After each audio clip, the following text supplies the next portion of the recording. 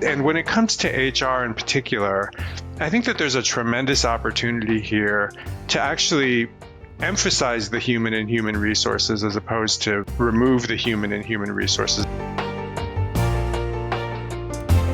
You're listening to Benefits with Purpose, a WTW podcast where benefits delivery experts help employers navigate the world of health and wealth benefits and deliver purpose to their people in the moments that matter most.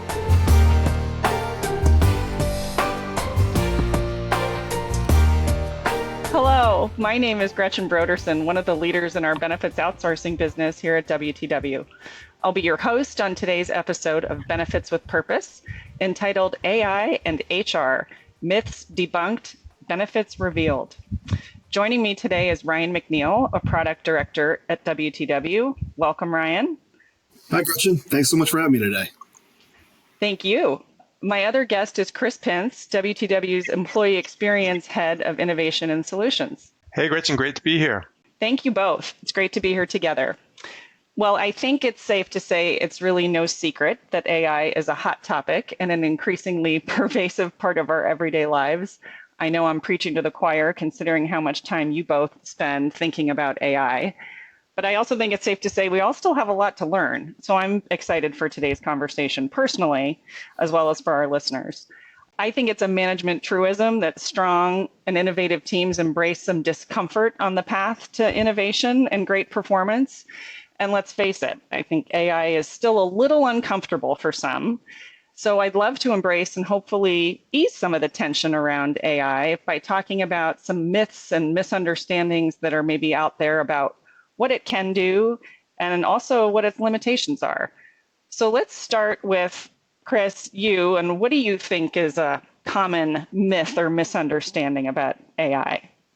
Well, I would say the biggest concern that we hear when we talk to clients about AI really has to do with job replacement. People are afraid that AI is going to take over jobs, both jobs within HR and jobs outside of HR. And I think that that's a totally understandable concern because anytime that there has been a major technology revolution in the past, candidly, there are some jobs that get replaced. You think about the internet, and the internet replaced a large number of jobs, or just office automation, people being able to type via email instead of having to have a secretary who would type up, an assistant who would type up emails for you on a typewriter. Automation definitely results in job elimination for specific targeted roles. But what economists have found time and time again is that technology and technological innovation, while they do disrupt specific jobs, in aggregate, they typically add more jobs than they take away because they create all kinds of new opportunities for new products, services, solutions in the marketplace that just weren't possible before. So if you take the example of the internet, yes, there are some bookstores that went out of business, but there's a whole new industry of all kinds of jobs that are only possible because the internet exists. You think about people who host Airbnb homes, or you think about people who are YouTube influencers, or people whose job is to focus on search engine optimization and web design. I mean, there are countless new jobs that have been created as a result of the internet. And I think that AI is going to be really similar. AI is similar to the internet in that it's a foundational technology. It's a technology that is going to be able to be used across a wide range of industries, a wide range of applications. And we don't know yet what those new jobs are. We know some of them, like there are a lot of jobs around prompt engineering that are coming together, but there are so many more that are going to be created as a result of this technology. We don't know what they are yet.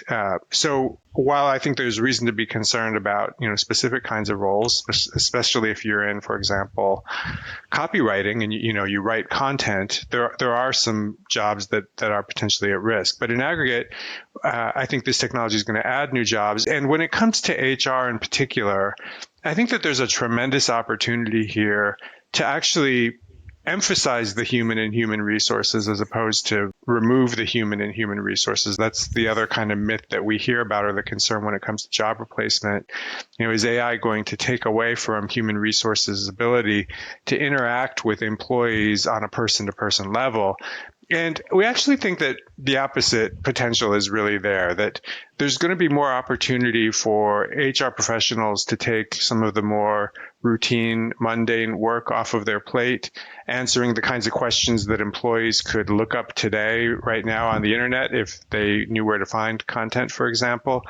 And those HR professionals are going to be able to use that extra time to engage with employees on the more strategic and more sensitive issues. So maybe you'll spend less time pointing out to an employee where to find the tuition reimbursement policy, but you'll maybe be able to spend more time with an employee who has a family member who is going through a critical illness and needs a lot more personal kind of support. We think that there's real potential for those kinds of actually improvements in the human relationship in human resources. So that's what I would say is just in terms of one of the most common myths that I hear on this topic. But Ryan, what would you add on that? Yeah, first, I would completely agree. I'm glad you brought up time. Personally, I feel like one of the biggest issues that we face as adults in the United States is time management and having the time to really spend on anything, let alone benefits, right? One of the things at WTW that we're doing is we're trying to deploy artificial intelligence in a way that's going to create efficiencies for users and for people by predicting why they've come to our site or called our service center. And we feel like because AI predictive assistants can generate content or navigation that's going to allow them to really do what they need to do as efficiently as possible, that's going to ultimately make the experience easy. And it lends itself to gaining what we call user trust, right?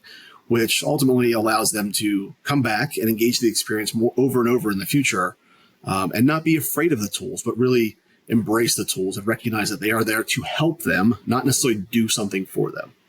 So we're very excited about the opportunity in this space, and feel like artificial intelligence is going to be an asset for us. Excellent. Well, I'm relieved to hear that the human and human resources is here to stay. And the conversation reminds me of an anecdote I heard from a colleague talking about using AI in his work and saying it's like I've gone from using a manual screwdriver all these years. If the analogy is a carpenter, right? I've gone from using a manual screwdriver my whole life to now having a power drill. And with a power drill, I can do things much more efficiently, and I get rid of that mundane activity that's not the sort of creative work that really makes carpentry fun and interesting. So appreciate that perspective from both of you. So let's talk about another myth. I know AI, has great power to answer our questions, and my teen daughters might say that Siri is smarter than I am most of the time in answering their questions. But can you unpack this myth around does AI have the power to answer all of our questions in HR on any topic? Or how would you kind of put some thoughts and maybe guardrails around that idea? What I would say is AI is really the tool to getting us to the answer, right? We really view AI as a co-pilot in the analytics space. I mean, there's just so much data to sift through anymore, whether it's employee survey comments, whether it's behavioral statistics or market trends. And we really feel like the value of benefits professionals is not in mining data. It's really creating actions out of that data. So we really want to create tools that are going to get employers and administrators to hone in on a specific area. So often we get bogged down in the data that becomes an analysis paralysis situation. Artificial intelligence is going to help you kind of sift through that and get more efficient in getting to those actual outcomes. When we talk about mining data with our clients, we really talk about how do we put some AI tools on top of that data and those large data sets that really going to allow us to what we call having a conversation with our data, right? So rather than writing complex queries with outer joins, inner joins, all kind of fun stuff like that, we really talk about how can we use a chatbot to really have a conversation, talk back and forth, ask questions, and then ask sub-questions to get deeper and deeper. And that's really going to get you to hone in on a specific area of interest. It's going to allow you to, really make a legitimate change. Yeah, I think that's totally right, Ryan. And maybe, Gretchen, just to go back to your question, will AI be able to answer every question anybody ever has? I think we can pretty safely say the answer to that is no. There are these interesting studies. I saw this survey that was a survey of AI professionals asking them to predict when certain milestones would be hit, in the future. And one of the milestones was having an AI agent serve as a member of the board of directors of a Fortune 500 company. Some people said 2035, and some people said 2050, and some people said 2075, but everybody who was interviewed said it was going to be at some point that it was going to happen. I think we're a ways away from AI being able to be an omniscient, all-powerful voice of truth on any topic that anybody asks of it. But I do think, Ryan, to your point, that there's real potential for AI to help with analytics and to help employees answer really specific targeted questions. And I touched on this a little bit earlier in the podcast, but just to go into it a little bit in more detail, when it comes to self-service and getting specific information, there is real potential for AI to automate processes in a much more effective way than the way they're automated today. Right now, when you get stuck on an automated voice agent on the phone, for example, you find yourselves, often everybody's found themselves in the hell of having to try to figure out, should I press option 1 or press option 2 and option 3? None of them are really my option. I just want to talk to an agent. One of the things that AI is really, really good at is understanding the intent of some content that it's taking in. If you speak to an AI agent, and say, this is what I'm trying to accomplish, this is what the problem is that I'm trying to solve, it does a really good job of understanding that and then matching that to a list of preset potential options and solutions that can answer your question. So I think you're really going to start to see in the next couple of years AI agents, whether that be through a chatbot that you type into or through a interactive voice recognition system that you talk to over the phone or that you're talking to your computer to, you're going to really start to see improvements in these kinds of day-to-day interactions that we have with bots that start to make them more effective and free up time for individual employees in a workplace scenario where they'll be able to get information that they're looking for more quickly and then focus on the things that really matter, the things that they need to do that are work related, or if this is a personal related question, really take the answer to that question and apply it to what they need to do in their life outside of work. I love that phrase you used, Ryan, around having a conversation with your data. And Chris, some of your comments around just this is all very iterative, right? And it really implies that it's a dialogue and a balance between people and information and AI, not just relying on AI to have all the answers. So clearly, AI is playing this bigger role in answering or generating answers to questions. So what about people who say that there's a real risk of bias, that maybe AI is inherently biased? Another myth or fear that we sometimes hear. It sounds a little sci-fi movie to me to say that AI has its own agenda, but what's your take on bias in AI? Yeah, so I would say that the people who say that there's a risk of bias are 100% right. The people who say that AI is inherently biased, I think, are overstating the case. So absolutely, there have been multiple cases where the bias in AI has been shown to exist. One of the famous ones, an organization was using AI for recruiting, scanning resumes, evaluating candidates, and selecting people who would go on to the next round of interviews. And what was found after a pretty detailed analysis was that the organization was selecting based on basically the same criteria it had selected on in the past, which would be fine if those criteria were objective. But in fact, there was a lot of human bias in the selection process in the past that selected people who were from overly represented groups as opposed to underly represented groups. And that bias then got replicated in the automated system. And that's a real concern because I think that there's a tendency for people to just kind of blindly trust if the AI said it, it must be right. If it came out of the algorithm, this must be accurate. Whereas when there's human decision making involved, there's a recognition that there's bias. And so there are extra checks and balances to make sure that you're accounting for and preventing those kinds of biases from emerging. So what that really means is that there is a risk of bias, but it can absolutely be mitigated. And many organizations are doing great work to really thoroughly examine the source data that they're using to detect any underlying biases that are being used to train their agents, their chatbots, their AI solutions, their algorithms.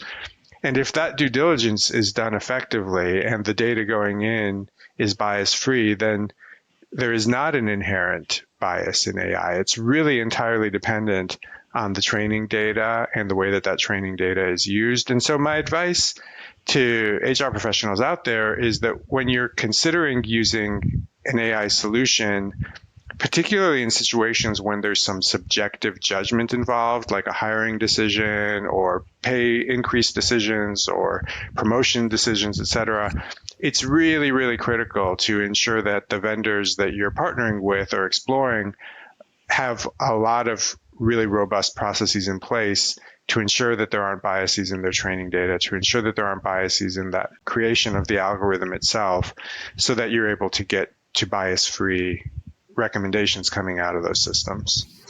Couldn't agree more. I think this is an area where a rush to market can really impede our goals of using AI in an effective and efficient way. In order to gain that user trust that we talked about previously, you're absolutely right. We have to make sure that underlying data source is accurate and reliable. Just like a house, if the foundation isn't solid, it doesn't matter how nice your kitchen is, right? If your data is not solid and your inputs are not solid, it doesn't matter how slick your AI tools are. The answers provided will not be accurate, or at least completely accurate, and then the user's not going to utilize those tools any longer. So completely agree, and I've seen it in our own use of artificial intelligence, that spending the time and the energy on training the large language model to ensure that engine is completely accurate and reliable is probably the most important part of developing AI tools in the future. I've heard you both use words like trust and reliable, and we've talked about risk somewhat in this conversation, which brings to mind the word security and the fact that in this increasingly digital world, data security and privacy, of course, is always top of mind. Some might posit that AI compromises privacy and security. What's your take on that? Ryan, you want to start with this one? Yeah, I'm going to maybe flip the script a little bit. I think done responsibly, AI can actually enhance privacy and security. We believe that we're going to utilize AI to proactively analyze user behavior on employee self-service applications to determine if actions that are taken should be flagged as suspicious or fraudulent. Right now, it's pretty much a manual review, and that behavior is reactionary, whereas I believe that AI tools can help prevent these things more proactively. Additionally, I think I'll also go back to the source of the data that the AI tools are leveraging. If we're securing our data properly, the threat of security being compromised due to AI is significantly mitigated. Yeah, I think you have a really good point. I mean, the fraud detection capabilities are getting better and better every day, and people are experiencing that. I think in the consumer world, you get a fraud detection alert on your credit card, for example, and those are quickly going to move into the HR space, and I think can add a lot of value. I do think at the same time, there are some situations where HR professionals do need to be careful about data security and data privacy because of some of the new capabilities that AI solutions provide, especially when it comes to the free chatbot solutions that are out there. Like ChatGPT and others, most of them, if not all of them, in their terms and conditions, give them permission to use any kind of information that is entered into them. So if you are using ChatGPT for work, and I encourage everybody to play around with it and explore it, when you do, you have to be really careful not to enter in personally identifiable information or sensitive company specific information, because any information that goes in can then be used in that large language model. And the question that you type in could come out as an answer in somebody else's question. So there is real need for concern there, or for carefulness, or for caution, I guess I should say. There's real need for caution there. The other thing is that as people use AI agents more and more and start to trust them more, they start to enter information that is potentially more sensitive. There's a real rise, for example, in the HR space.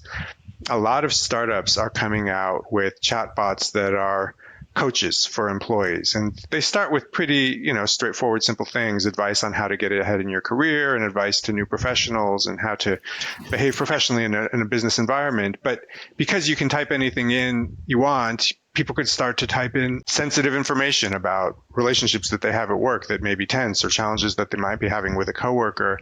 And all of that kind of private information is beyond what I think people typically share today in conversations that are recorded. All of the information that you type in is recorded. So there's a real need for organizations when they're thinking about AI-based solutions to really think about the data privacy and security implications, because there is so much more sensitive data that can be potentially ingested in these systems.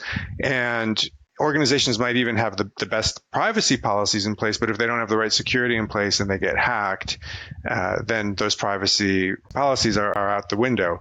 So really important as you're thinking about looking at vendors in this space to really examine thoroughly their data privacy and data security policies to make sure that you're covered in case there are any kinds of potential issues that could come up. Some great reminders there. Thank you both for tackling some really important questions, I think, around these myths surrounding AI. I think it's good to hear how AI is transforming and enhancing work and jobs, not necessarily replacing them, and that balancing technology with human insight and judgment and creativity really continues to be crucial, even as AI becomes more pervasive. And of course, we all need to be mindful about the data and the tools we're using and how we're using them to mitigate risk. So before we wrap, I'd love to just hear any parting advice you might offer to our listeners about how we can, find the benefits in AI, get a little more comfortable with maybe the uncomfortable. Ryan, you want to start?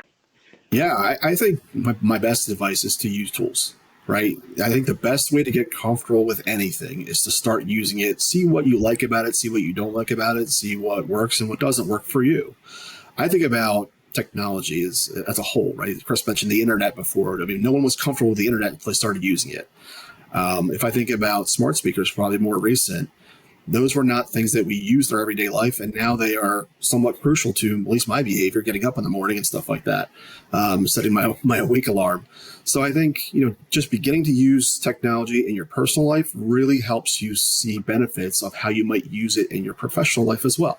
Yeah, I think I would agree 100%. I think that's the main point that I would emphasize as parting advice. I talked a little bit earlier about whether or not AI is going to take your job. And the best advice I heard is AI is not going to take your job, but somebody who uses AI might.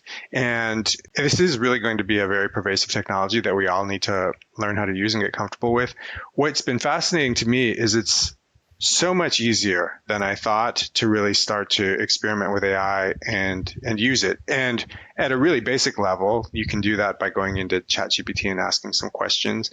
The next level up, I would say, is, and it sounds scary, but it's really not, trying to experiment a little bit with prompt engineering. Prompt engineering sounds like a fancy term. What prompt engineering really is explaining to a chatbot what you want it to do. And there are some really great sites out there. One is called po.ai. I went in not knowing anything at all about prompt engineering or even about computer programming. I've never written a word of code or a line of code in my entire life. But you can go into these systems and there'll be a one-page or half-page instructions on how you might want to write some prompts.